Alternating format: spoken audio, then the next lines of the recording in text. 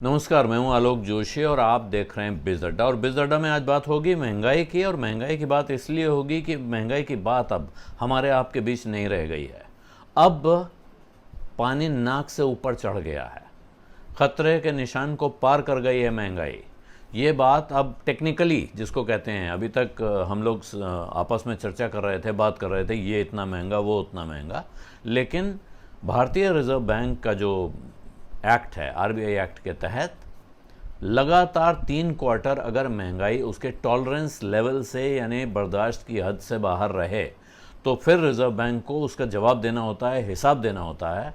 और आज यह खबर आई है रिजर्व बैंक से कि आरबीआई ने 3 नवंबर को एक्सेप्शनल मीटिंग बुलाई है, एक एडिशनल मीटिंग बुलाई है। जो मॉनेटरी पॉलिसी कमेटी की तयशुदा मीटिंग होती है वो तो अब दिसंबर में होनी है, लेकिन 3 नवंबर से वो बैठक शुरू होगी, जिस बैठक में एक रिपोर्ट तैयार की जाएगी कि भाई हम महंगाई रोकने में क्यों नाकाम रहे।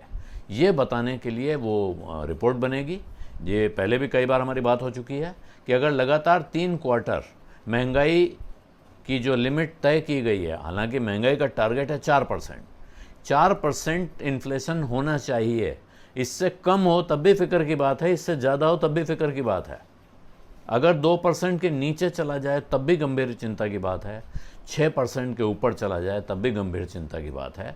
और इधर हुआ यह है कि पिछले 9 महीनों में लगातार 9 महीने 6% से ऊपर रहा है इन्फ्लेशन या मुद्रास्फीति या महंगाई का आंकड़ा, जिसे आरबीआई की टॉलरेंस लिमिट कहा जाता है। लिमिट इसलिए बनाई गई कि 4% में ±2% गुंजाइश छोड़ दी जाए, बिल्कुल पक्का नहीं रह सकता है, इसलिए 4% का बैंड है, 2% से 6% के बीच।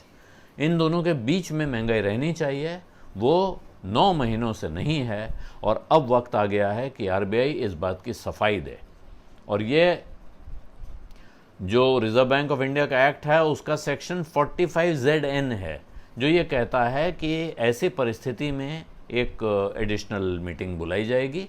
और वहाँ है तो उसमें यह कि गवर्नर साहब जाएंगे और संसद को जवाब देंगे।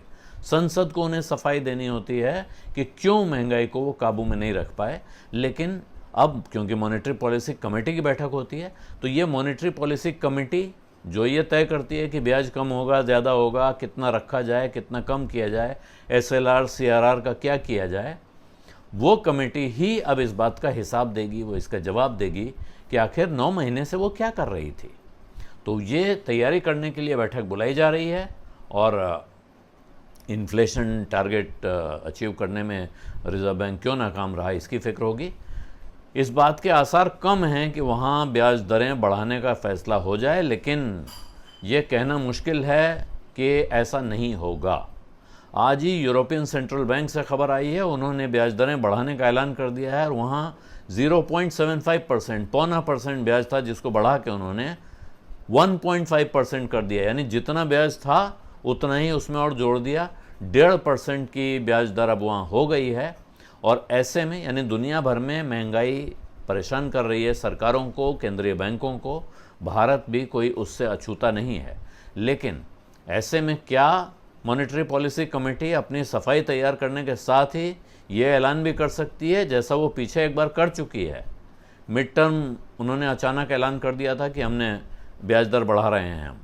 उस वक्त भी सवाल ये उठा था कि जब आपको तय समय पे ये काम करना था तो क्यों नहीं किया था। ये सवाल आज भी उठेगा, लेकिन इस सवाल का जवाब देने से बचा नहीं जा सकता है। अब चिंता यही है बाज़ार में, देखना ये है कि ब्याज दरें बढ़ती हैं 3 नवंबर के बाद इस बैठक में, या सिर्फ रिजर्व बैंक अपनी सफाई देता है और ब्याज दरों के हेरफेर के लिए फिर दिसंबर तक का इंतज़ार आपको करना पड़ेगा। फिलहाल 3 नवंबर तक अब बाज़ार में हलचल रहेगी इस बात को लेकर कि आरबीआई की इस इमरजेंसी बैठक में क्या होने जा रहा है। बिज़ अड्डा में आज इतना ही। अब इजाज़त दीजिए। धन्यवाद, नमस्कार।